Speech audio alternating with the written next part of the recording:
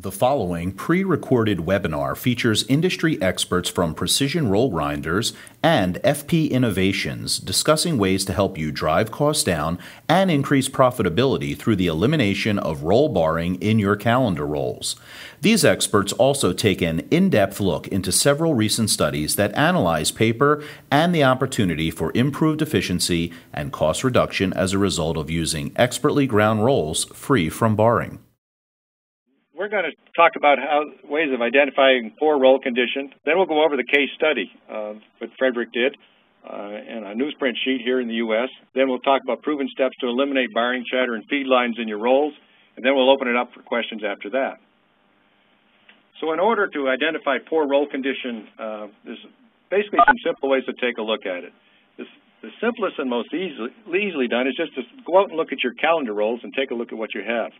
In this case, we are showing a roll that was on a paper machine, and they typically develop barring similar to this within just a matter of weeks.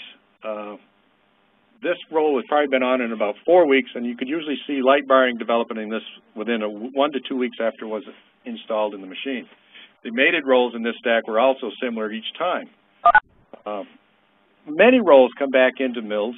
And if you look on the far left-hand side of this roll, you can see that there's very little evidence of any problem with this roll. This was ground outside, sealed with oil, and sent back in and installed on the machine. But unfortunately, this customer started up the rolls very frequently, and within a matter of hours or just a few days, they would have barring start to appear. So we did a simple lead test and took a look at the roll, and you could see from the lead test that the barring was still within the roll as soon as it was ground and put back in the machine. Often people grind rolls with the bearings and housings still installed, and if they don't ever remove the bearings and housings or do it rarely, they don't come across this little phenomenon here that we show is you actually have chatter or barring on the bearing seat, and this is quite common, and if you grind on bearings and housings all the time, this may not be very prevalent. Also, we're talking about calendar rolls primarily today, but if you have a press section roll that is always developing vibration, chatter, or potentially barring, and the housings and bearings are never removed on that, you may want to take a look at the journal every now and then and clean that up.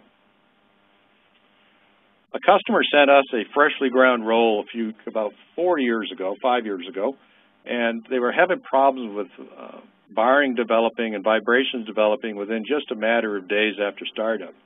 This roll, we took off the paper that was on it, and we measured it, and we found that the shape of the roll was considerably out of specification. It was supposed to be within 2/10,000, and it was at 2,000 on TIR.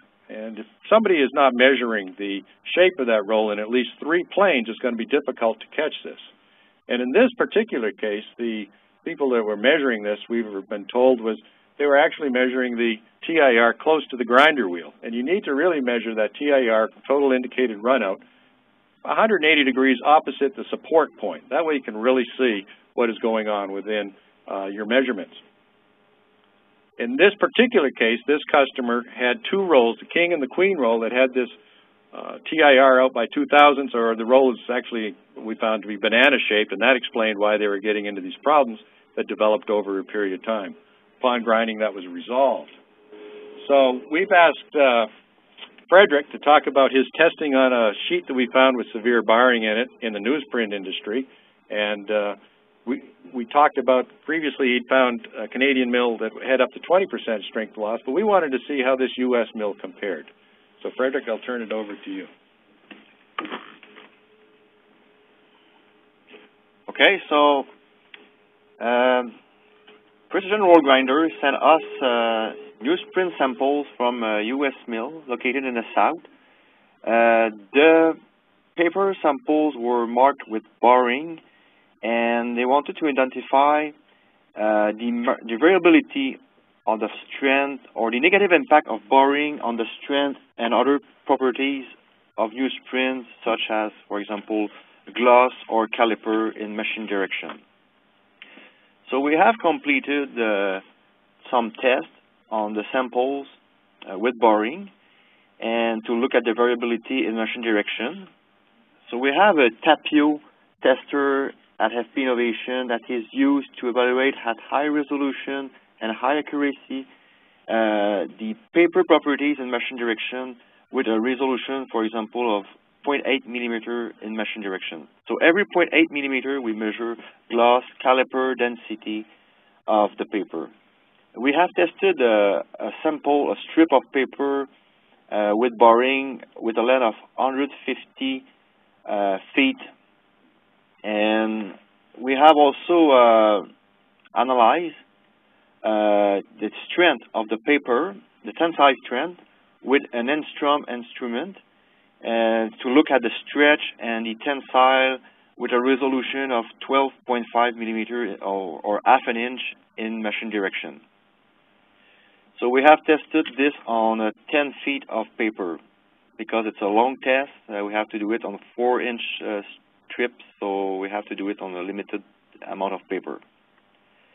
So the next graphs will show you the machine direction property. For example, the first graph shows the caliper variation along the machine direction, and you can see that caliper variations are up to 5-10 micrometer, or if you prefer, a quarter of a tau in the machine direction of the variation. So there is a lot of periodic variation. If you look at the FFT, fast Fourier transform, or frequency analysis, the bottom graph, you see that there are some periodic variations in machine direction ranging between 1.1 and 1.4 inches.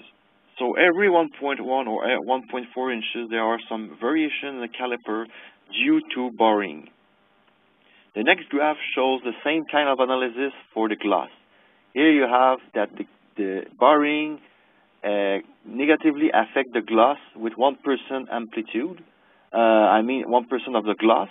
So you have ranging from 9 to 12%. But if you look at the frequency analysis, again, the 1.1 and 1.4 inches wavelength are there and explain 1% of the gloss variation in machine direction. And the density is also affected by boring. As you can see, we have amplitude up to 2 pounds per cubic feet in machine direction that are due to boring. This will have a negative impact during reeling and probably winding, as you can have some kind of periodic variation in the density of the web or the sheet. You can create vibration at the winder. And another interesting property to be analyzed is the machine direction stretch. Here we have a variation that we clearly see in machine direction. The stretch varies from 1 to 1.4%. But let's assume you want to produce a paper newsprint at an average of 1.2% stretch. Your customer are gonna see, or the presses will see the lowest point or the weakest point of the web. Here we have values around 1, 0.9, 0.95, and this will probably cause kind of breaks or could break on presses, because the presses is an even tension, and those weakest spots will cause kind of runnability issues on presses. So it's not only important to look at the average, but also at the weakest point on the stretch. And you can see here that the stretch is really affected by the boring. Same thing for the tensile. We found that there is a periodicity in the pattern.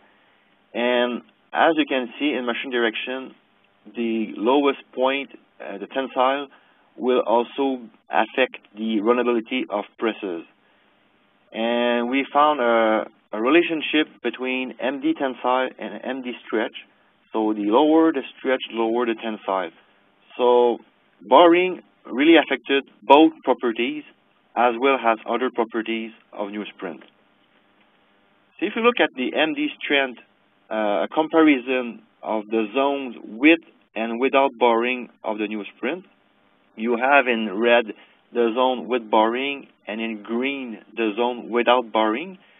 you see that paper with barring, as in that case here, has 10% less strength than paper without barring. Same thing for the stretch, but in that case here, we have 18% less stretch with barring compared without to the paper without barring. So, in summary, we have seen that barring negatively affected the newsprint machine direction properties.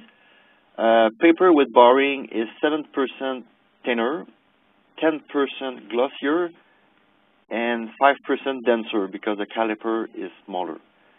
And we have also seen that barring negatively affects newsprint machine direction strength. The paper with barring is 10% less stronger and also has 18% less stretch. So Bob will continue with solutions to reduce or improve sheets without barring. Thanks, Frederick. We'll give you an opportunity to ask Frederick some questions here at the end. There are 3 proven steps to improve your sheet and thus improving your profitability. One of the simplest ones that I alluded to earlier is make sure that when you're grinding your rolls that you remove the bearings and housings prior to grinding. Also make sure that the bearing seat and the setup spot are ground round and concentric so that to the bearing seat so that you can minimize the opportunity for wiring to redevelop later on. Also, by measuring the roll shape in a minimum of 3 planes allows you to check your roll to make sure that it is as close to the roundness that your equipment's going to be able to allow you to have. And if somebody's measuring the TIR, they need to measure that TIR for you 180 degrees from the support point. Typically, you're going to need to remove at least 10/1000ths on radius from your calendar rolls to ensure the barring is removed from the roll face. Let me repeat that important part. 10/1000ths on radius, or normally 20/1000ths on diameter. And you need to grind the roll to the original specifications or tighter. Over the last probably 10 to 15 years, the paper industry in some cases went the opposite direction. And I think this caused considerable problems for some people. We typically see 2/10ths on diameter for most paper machines, calendar rolls today for both shape and TIR. And we've had some customers want to go down even tighter than that. If you have any questions, and every now and then you will be able to see that at 10/1000ths on radius that you still have some severe barring in there. It'll show up on your in your grinder. The amps will be changing, or you'll still see it in the roll. You can take that down a little further till that's gone, and if you still have concerns down the road, I alluded to the equipment that Frederick have. You can bring FP Innovations in to measure your rolls, and he can tell you within 2 millionths how much barring you still have remaining. One of the keys to a good grind on a roll is to make sure that you grind in a good controlled environment. We've seen some roll grinders run with especially in the wintertime, with hot air blowing on one end of the roll and the door open to 5 degrees above zero on the opposite end, and this is going to make it difficult for a paper maker to make an even sheet. Also, you need to have your grinder on an isolated foundation. We've got a couple of mills that we're doing work with right now that actually have the grinder on the operating floor, and they happen to have some of the worst barring that we've seen in the paper industry. So there's a fairly good correlation there. Whenever a forklift goes by or somebody bounces something on the paper machine, that it transfers all the way through to the grinder.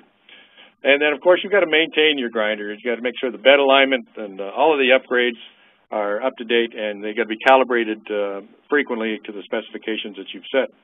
All our grinders are CNC grinders that we've been doing this work on, and that allows us to get the tighter tolerance that some of you folks have asked us to do in the past. One bonus tip or two here for you. One of the things we found after we've ground somebody rolls for the first time after they've been running and somebody else has been grinding them for many years is that they should be rebalanced.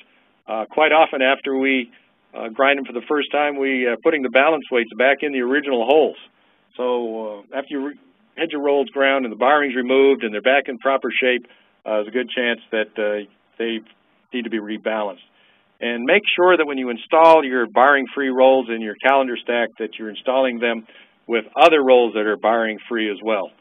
Typically, if you're going to mix rolls in your stack's going to go to the condition of the worst roll, and if that's a barred roll, you're just going to transfer that barring throughout it. Obviously, as Frederick just alluded to, that when you have barring-free rolls, it maximizes your sheet strength, your finish quality, and your stretch. And this obviously is going to minimize the sheet variation and the customer runnability issues in the press room or on their equipment with whether they're making envelope or whatever they're converting that paper into. And it will maximize everybody's equipment life if there's no vibration and barring, both at your facilities and at your customers' facilities. And in order to make sure your rolls are always in specification from Precision Roll Grinders, you can check on our website for the 24-point spec check that we go through every time that we conduct work on your rolls. So some final thoughts. Obviously, Frederick's research has found that barring-free sheets are stronger. In the case of this particular mill, they lose 10% of their strength because of barring. That has got to affect the runnability of paper machines and winders, and obviously it's got to affect the converting equipment and the ultimate end user. Barring-free sheets have a more uniform surface. We have seen this in other industries, the aluminum industry. They have better converting and better printing of their sheet. It's got to have better results in the paper industry with better printing and converting as well. And we've also been told by customers that have used barring-free sheets that they run faster. So better converting and faster converting, you have a uniform sheet out there in the marketplace.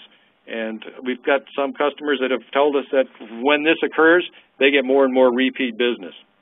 Additionally, when one customer resolved his barring problem, he actually was able to move up grade into a higher quality grade, and thus a more profitable product line for him to sell to his customer base. So that was just a side benefit that he got just trying to eliminate the barring that he had in his machine.